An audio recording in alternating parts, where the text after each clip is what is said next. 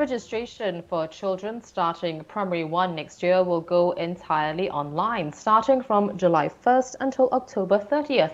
The Education Ministry will also introduce a cap on the intake of permanent resident children in primary schools from this year's exercise.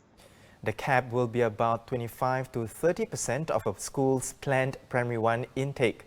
Going forward, every year, the ministry will review and publish the list of schools that will have to reflect a cap on their intake of PR children. Let's bring in the Straits Times senior education correspondent Sandra Davy to discuss this. Sandra, let's talk first about the P1 registration going fully online. The in-person registration process can already be very stressful for some parents.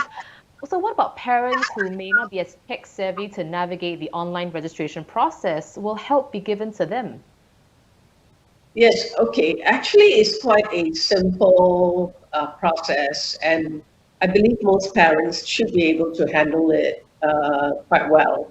But for those who need extra help, they can reach out to the schools that they are applying for their children and seek their help. So there's help available.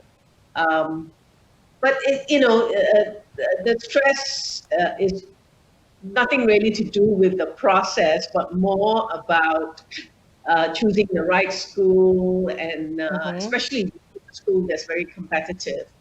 And then parents experience a lot of stress trying to get their kids in. And Sandra, on that note, what advice then do you have for parents picking a school? Okay, so every year I get queries from parents just before the registration exercise begins. And unfortunately, a lot of parents still want a place in schools that are what they consider top schools.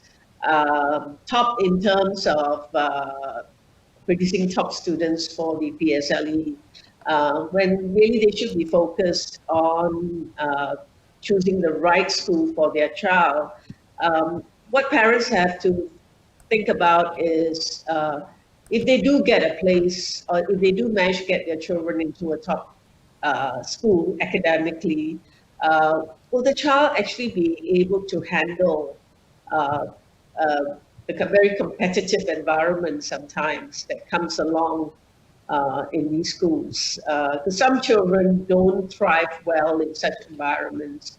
And in fact, there's a lot of research showing that you should get kids into schools where they feel confident and where they feel that they are doing well compared to their peers and not the other way around. Well, Sandra, MOE also announced that it will conduct an annual review of the schools that have to cap their intake of PR children. So a two-part question for you. Why the need for this? And how do you think parents will react, assuming that PRs don't place as much emphasis on what schools their children attend? Well, actually, I think even PRs do have preferred schools. Having said that, they will also want schools that are not too far away from their homes, especially for young children. You don't want them to spend too much time traveling from home to school and back. But having said that, I think even PR kids tend to bunch up in particular schools. It's not so bad, according to the Education Ministry. And in fact, they listed only 10 schools where the proportion of PR children is between 25 and 30%. And said at these schools, parents have to keep in mind the proportion because this cap will apply from this year onwards. And really the idea is you don't want too many PR kids all in one school.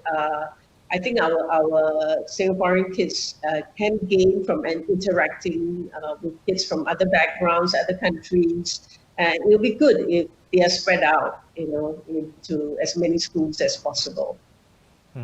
Sandra, you have a commentary piece out tomorrow on how the COVID-19 pandemic has shown the lack of resources and support that children from disadvantaged homes have outside of school. Now, during the circuit breaker, schools have stepped up, providing meals, laptops, tablets for these students. Back in March, the government also said that by 2028, all secondary school students will have their own digital device as part of National Digital Literacy Program. Do such measures put us on the right track towards giving long-term help to these disadvantaged kids post-pandemic? Right. So with the pandemic and learning moving online and into the homes, I think what's become apparent, at least to the public, is the fact that some kids from disadvantaged homes do lack support and the kind of resources that kids in more advantaged homes have. But our schools have been great in that they have swung into action. They have provided laptops, tablets, routers to these kids who need additional devices. Those who really can't find space to study at home and where it's not conducive can go back to school. Although I hear that parents still want to keep their kids home because they fear that they may get infected. But having said all this, the point I want to make is, and that I'm making in my comment piece, is that these efforts will have to be long-term. They cannot be one-off or just provided to get over this crisis. It has to be long-term. It has to be sustained to really help these kids, lift these kids out of this cycle of poverty that they are in. Well, Sandra, I want to throw back to an earlier story you wrote about how schools are helping their disadvantaged students during home-based learning, and it prompted some shock from readers. Were you surprised that that article revealed something that was otherwise not talked about? Actually, this is happening around the world because the media is highlighting some of these inequities and frailties in our system that has been exposed by this crisis. But I think, it's good to have more public awareness. But what we have to ask ourselves is, what do we do about it now? What actions must we take to address these inequities? Because if not, we risk some of these children falling even further behind.